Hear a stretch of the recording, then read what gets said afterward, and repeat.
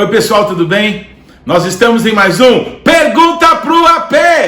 E eu estou muito feliz por tantas perguntas de pessoas que estão lendo a Bíblia, isso que é o mais maravilhoso, que estão interessados em conhecer mais da palavra de Deus, mais da revelação de Jesus, através do Espírito Santo, que nos deu essa palavra, revelada a muitos homens, que em muitas gerações escreveram a Bíblia, que fala de uma só pessoa, Yeshua, o nosso Senhor, o nosso Rei, o nosso Deus. A Ele toda a honra, toda a glória e todo o louvor. Bem, se você quiser fazer uma pergunta, você pode me ligar no meu WhatsApp, que é 11 98440 4887. E vamos então para a nossa primeira pergunta de hoje. Essa pergunta vem do pastor Natan Vidori, lá de São Miguel do Oeste, em Santa Catarina. E a pergunta é a seguinte: baseado no texto de Gênesis, capítulo 6, sobre Noé, a arca e todo o mal que vinha ocorrendo no mundo, 120 anos passou a ser um limitador de tempo de vida do homem na terra. Eu sempre ouvi que Noé demorou 120 anos para a construção da arca. Afinal, Deus deu um prazo para que Noé construísse a arca por conta do juízo que viria, ou limitou a vida do homem? Porque, mesmo assim, depois do dilúvio, muitos homens ainda viveram mais do que 120 anos. Isso é uma pergunta de PhD, isso é uma pergunta para pós-doutorado na Bíblia. Muito obrigado, pastor Natan, você é uma bênção. Essa sua pergunta para mim foi muito abençoadora, porque ela me fez pensar que muitas coisas que nós ouvimos, nós aceitamos e guardamos na nossa mente como verdades. Só que nós, mesmo consultando a Bíblia, mesmo lendo que a palavra de Deus fala coisas diferentes daquilo que nos foi pregado, ensinado, nós mantemos muitas vezes uma coerência com aquilo que ouvimos e não com aquilo que Deus revelou através da sua palavra. E você vai entender por que essa sua pergunta tão boa me fez essa reflexão tão grande. Eu já escrevi, eu já preguei, já falei várias vezes que demorou 120 anos para que Noé construísse a arca onde todos os animais e a família de Noé e os seres humanos, por consequência disso, foram salvos. Mas, gente, por incrível que pareça, essa pergunta me fez ler a Bíblia, me fez acuradamente procurar essa informação que eu tinha ouvido e que eu reproduzi tantas vezes, e não está escrito na Bíblia. Que demorou 120 anos para que a arca de Noé fosse construída. Gente, isso é incrível. Como a gente precisa do Espírito Santo, como a gente precisa mergulhar na palavra de Deus para que o Senhor fale conosco. O que a Bíblia efetivamente fala sobre Noé, sobre a sua família? Que quando Noé tinha 500 anos, ele gerou seus filhos. Tanto que o filho dele mais velho, o Shem, ele tinha 100 anos na época do dilúvio. E o Shem foi a pessoa mais longeva, 100 em português, não é? Ele foi a pessoa mais longeva depois do dilúvio. Ele viveu 500 anos depois do dilúvio. Ou seja, morreu, diz a palavra de Deus, com 600 anos. Os seus irmãos, Yafé, Jafé e Ram, ou Cam, aportuguesado, não são citados com quantos anos morrem. Semelhante àqueles que viveram antes do dilúvio, da geração de Caim, eles não são citados,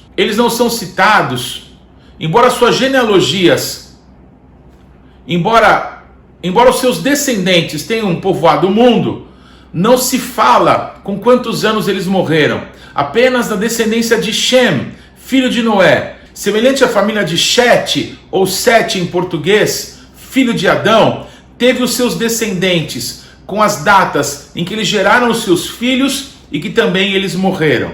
A narrativa de Gênesis então nos conta que quando o Noé foi visitado por Deus e Deus lhe ordenou que construísse uma arca, porque Deus ia dar cabo de toda a vida que ele tinha criado por causa do pecado que tinha chegado num nível tão terrível que Deus se arrependeu, se entristeceu por aquilo que ele tinha feito, por causa da maldade que tinha dominado, parece que todas as coisas. Com exceção de Noé e a integridade e a justiça de Noé, todos os outros Deus teria destruído. Quando então Deus avisa o juízo, o nosso Deus fala que Noé os seus filhos e as mulheres dos seus filhos entrariam também na arca. Logo entendemos que os filhos de Noé já eram adultos. Então, se Deus usou esse momento para falar com Noé a respeito do juízo que viria através do dilúvio, é claro que não foi possível então ter 120 anos para a construção da arca, porque os 100 na época do dilúvio tinha apenas 100 anos. A Bíblia então oculta essa informação de quanto tempo demorou para que a arca fosse construída. Isso destruiu algumas boas pregações que eu já fiz, mas traz a revelação fresca que o nosso Deus tem interesse que a palavra dele, em verdade, seja comunicada a nós. O que você está vendo agora no Pergunta para o AP é a verdade, que aquele que buscar o Senhor, todas as nuvens, tudo que nos apegou como tradição humana, vai cair por terra, para que a verdade de Deus possa se manifestar. Eu estou muito feliz por abrir meu coração com você, de que eu já preguei muitas vezes que a arca demorou 120 anos para ser construída, e agora eu posso falar para você que isso não é uma verdade bíblica, e que toda a palavra de Deus é verdade, e nós precisamos ir para a palavra de Deus, para que os nossos olhos sejam iluminados a respeito de Jesus Cristo, o nosso Senhor. Mas para continuar te responder, pastor Natan, eu queria te dizer que sim, o nosso Deus colocou no ser humano um limitador de vida. É como se fosse talvez uma bomba relógio, não é? No DNA do homem, porque o homem não passa mais de 120. Eu escutei falar que agora, nas Olimpíadas que vão acontecer em Tóquio, agora nesse ano de 2021, há uma senhora de 118 anos que vai em cadeira de roda e talvez, dando alguns passos, conduzir a tocha olímpica. Então, ela é uma referência, é a mulher hoje mais longeva, que tem 118 anos. Não acredito que ela ultrapasse essa marca. Uma coisa que você coloca nesse texto, e que é uma verdade narrada na Bíblia, no capítulo 10 de Gênesis, é que os descendentes de Shem, as idades deles são apontadas. E mesmo depois do dilúvio, há pessoas que viveram séculos, 400 anos. O próprio Shem viveu 500 anos, mas ele nasce antes do dilúvio.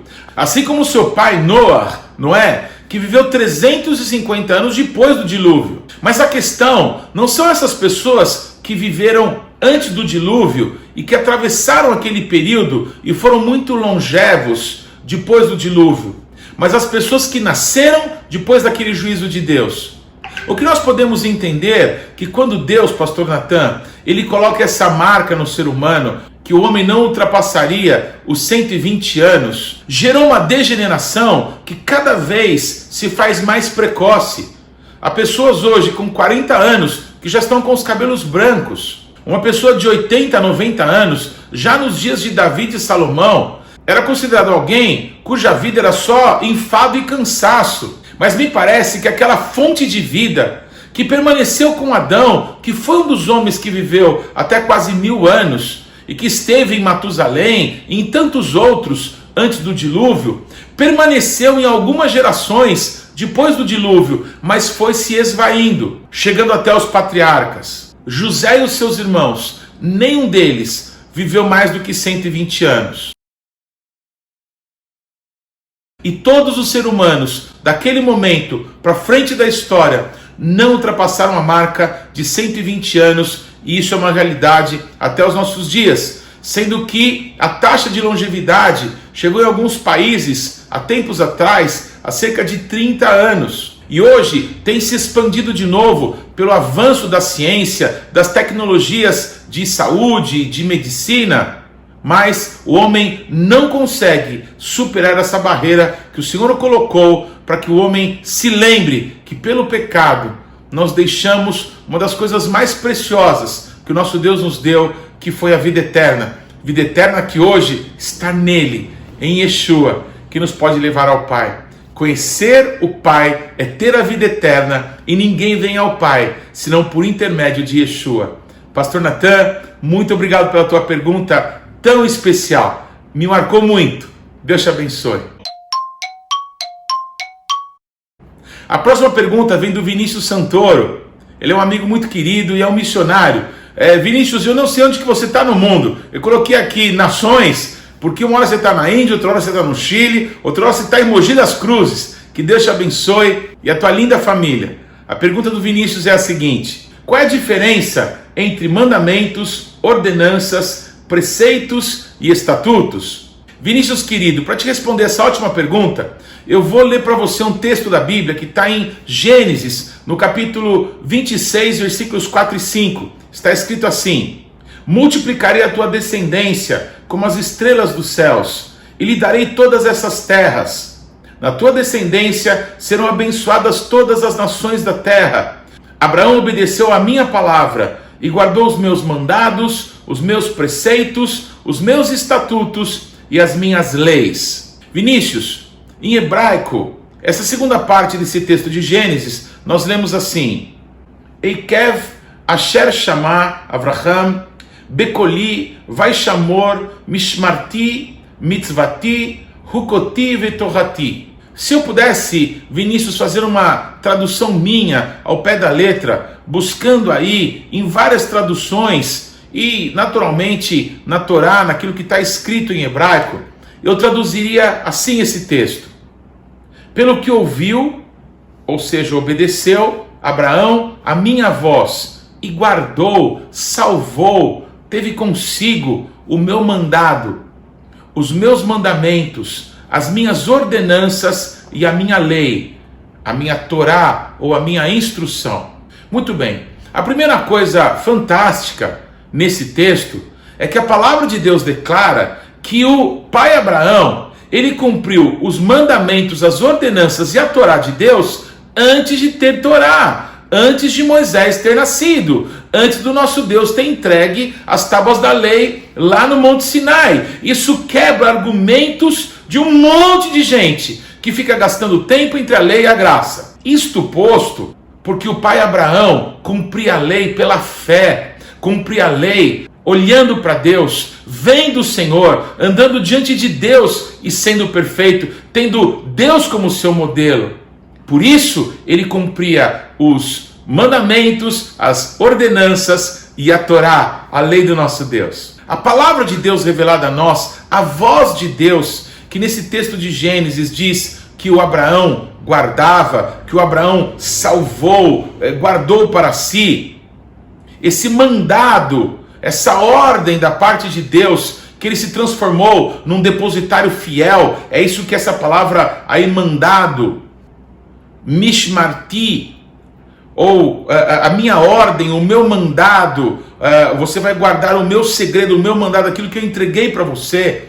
É isso que essa palavra quer dizer, manifesto nas ordenanças, nos mandamentos e na Torá, na instrução de Deus.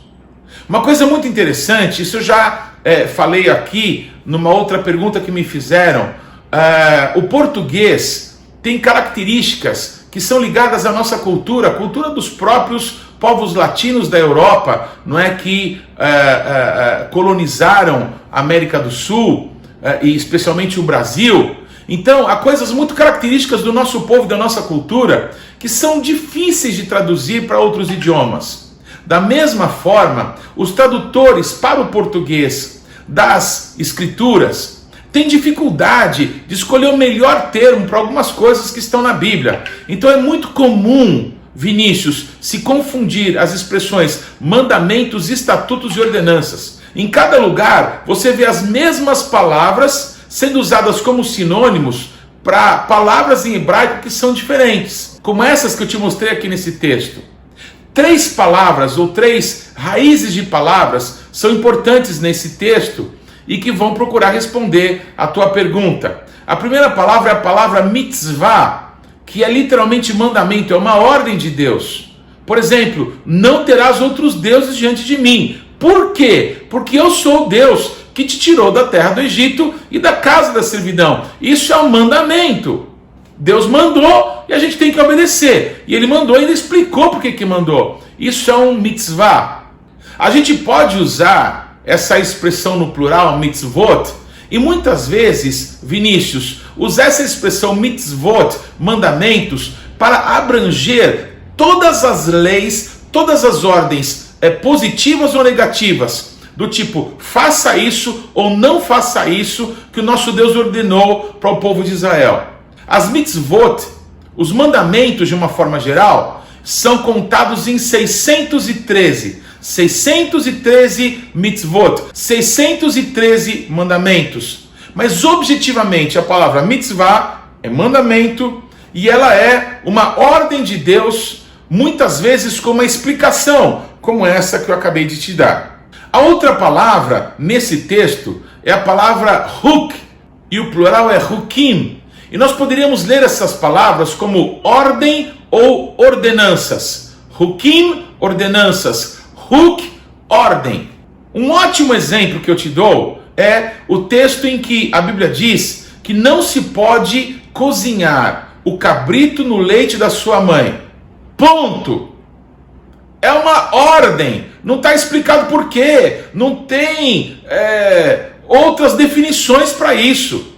Não se come na mesma refeição carne com leite. Em Israel não tem cheeseburger, não tem macarrão com queijo. Em Israel não tem misto quente. É carne e alimentos que não vai carne, em que você pode então comer derivados de leite ou tomar leite. Não se mistura carne com leite, embora isso não seja um mandamento de Deus. Mas a tradição judaica, querendo ampliar esse huk, essa ordem, essa ordenança de Deus, então fez com que os judeus no mundo inteiro, os ultra-religiosos, os ultra-ortodoxos, na sua grande maioria, não comam de jeito nenhum carne misturada com queijo, ou carne com derivados de leite.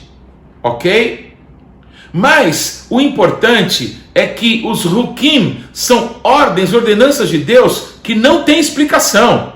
E se você puder ler o texto de Levítico, que é intitulado como Berukotai, que na Torá é intitulado como Berukotai, eu estou colocando a referência aqui embaixo, você vai ver a impressionante resposta de Deus, a prosperidade sobrenatural que Deus derrama sobre o seu povo, quando eles obedecem os hukim, e daí vem a palavra Berukotai, ou seja, no cumprimento das ordenanças de Deus, não é? Se vocês obedecerem às minhas ordenanças, Berukotai, então a consequência da obediência a Deus, das ordenanças que Ele dá, sem questionamento, sem querer entender porquê, se Deus mandou eu fazer, ponto, desata um nível de bênção extraordinária, sobrenatural, na vida das pessoas que temem a Deus. Então, essas são as ordenanças do nosso Deus. E a terceira palavra é a palavra Torati, que está nesse texto em Gênesis, que é a minha Torá. Não é? A palavra Torá, muitas pessoas confundem com os 5 primeiros livros de Moisés. Sim, os 5 primeiros livros de Moisés se chama Torá porque é a instrução de Deus, é a revelação de Deus para o seu povo.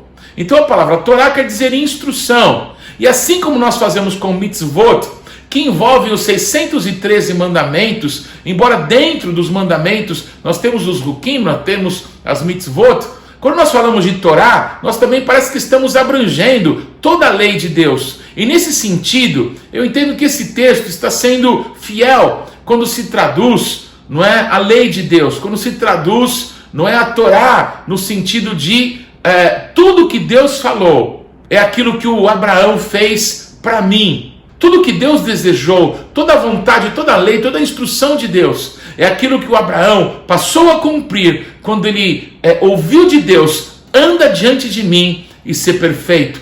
O que nos faz andar em perfeição diante do Senhor e diante dos homens não é obedecer uma série de mandamentos escritos para que os outros vejam que nós somos melhorzinhos, ou que nós estamos ali num nível maravilhoso de espiritualidade.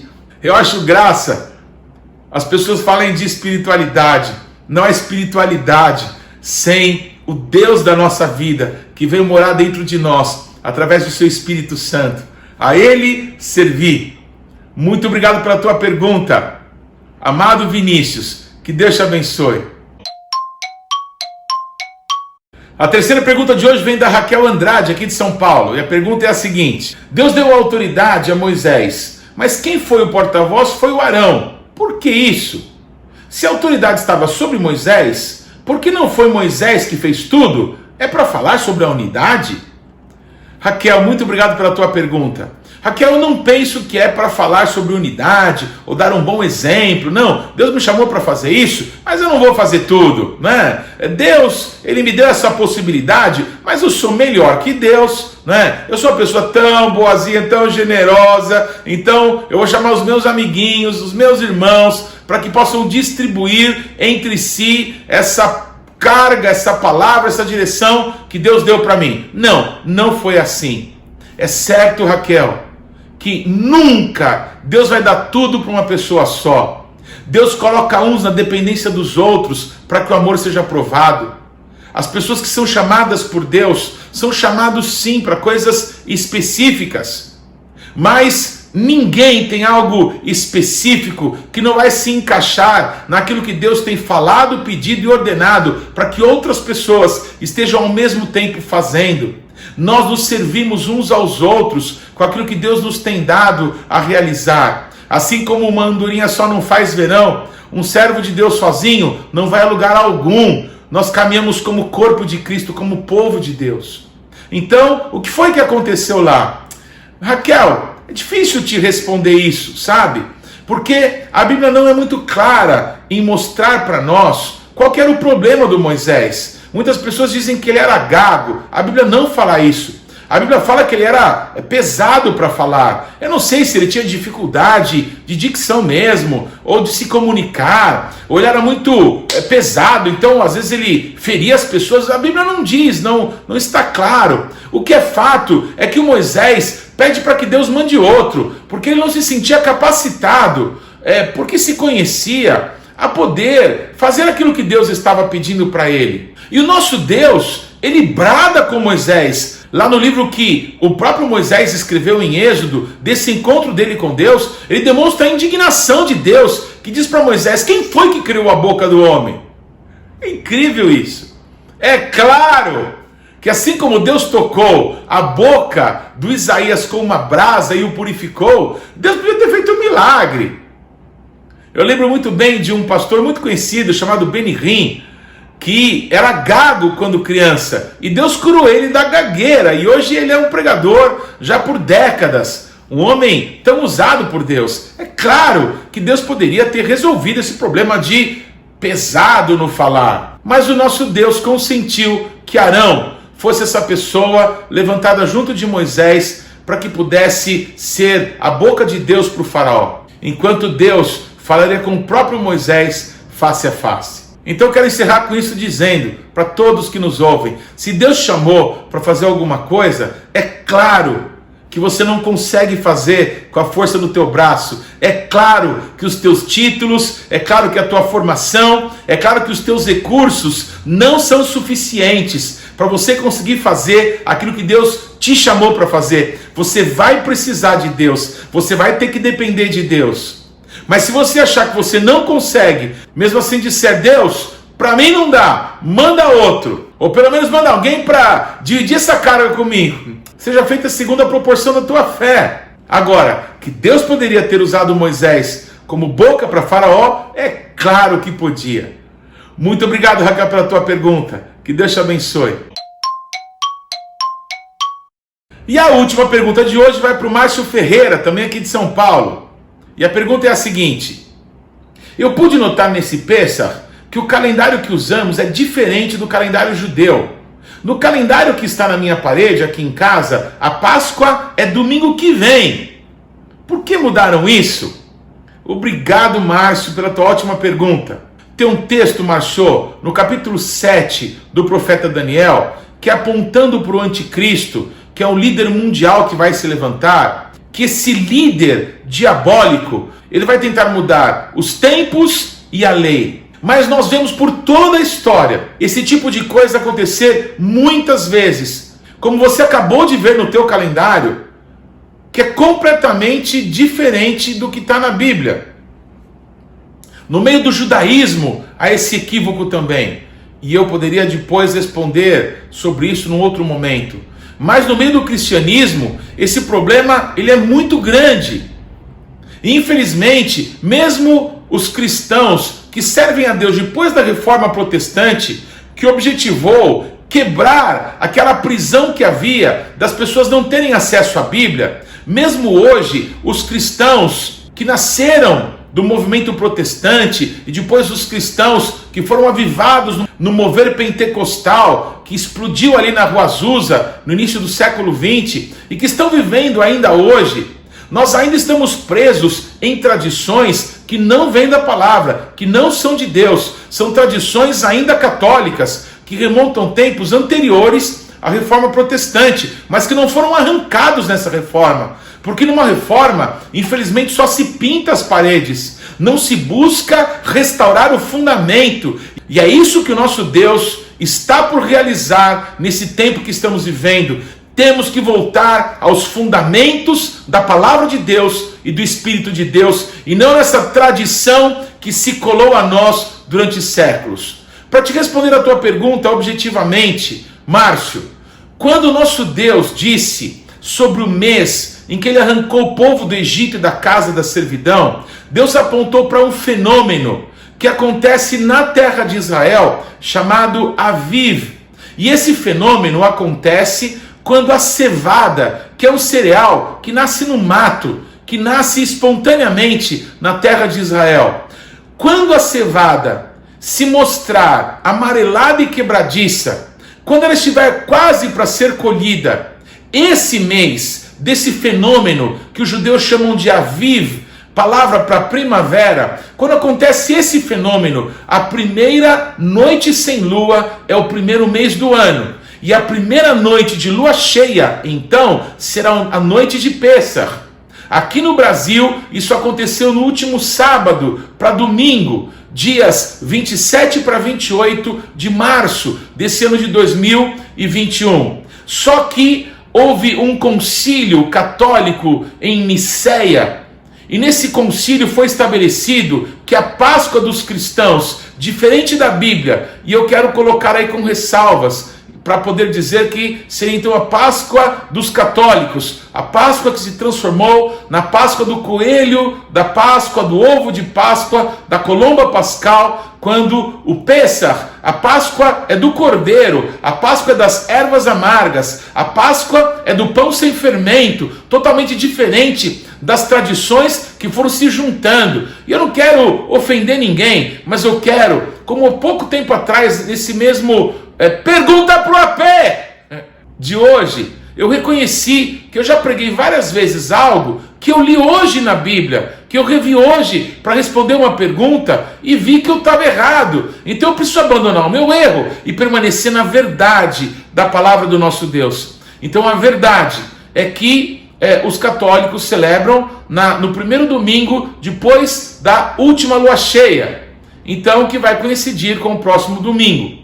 Eles estão olhando para os astros, eles estão olhando para a astronomia, quando todos deveríamos olhar para aquilo que a Bíblia diz, que nós temos que nos dar conta, que a terra de Israel, que é aquilo que o nosso Deus estabeleceu na sua palavra, para que possamos discernir os tempos e as épocas apropriadas, estabelecidas por Deus, para a revelação de Yeshua, para a manifestação do reino de Deus e para o governo do nosso Senhor sobre essa terra.